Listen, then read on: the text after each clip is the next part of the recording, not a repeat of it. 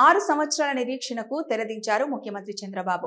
ఇన్నాళ్లు కలలు కన్న విద్యార్థుల కళ్లల్లో ఆనందం ఈ రోజు చూస్తున్నాం. ఇచ్చిన మాట ప్రకారం మెగా డిఎస్సిని విడుదల చేసిన చంద్రబాబుకు, నారా లోకేష్ కు కృతజ్ఞతలు తెలియజేస్తూ మెగా డిఎస్సి అభ్యర్థులతో కలిసి షాప్ చైర్మన్ రవినాయుడు తిరుపతిలో పాలాభిషేకం చేశారు.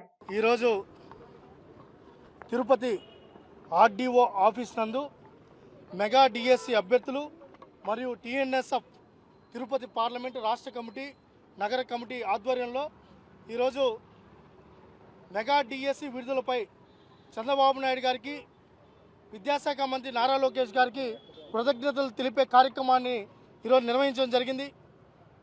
6 ఏళ్ల కళ, గత 5 సంవత్సరాలు ఇదే ఆర్డీఓ ఆఫీస్ నందు నేనే, మా విద్యార్థి సంఘాలు, అన్ని సంఘాలు, విద్యార్థులు ఆర్తనాదాలు పెట్టాం, నిరసనలు వ్యక్తం చేశాం, ధర్నాలు చేశాం. మీ కెమెరాలే సాక్షి. ఇదే రోడ్డు మీద పొల్లు దండాలు పెట్టాం. ఇదే వైఎస్ రాజశేఖర రెడ్డికి దండం పెట్టుకున్నా, నీ కొడుకు బుద్ధి మార్చు మార్చు మార్చు అని చెప్పి ఇదే రాజశేఖర రెడ్డి గారి విగ్రహం కాడ దండాలు పెట్టి పెట్టి 5 ఏళ్ళు అలిసిపోయాం.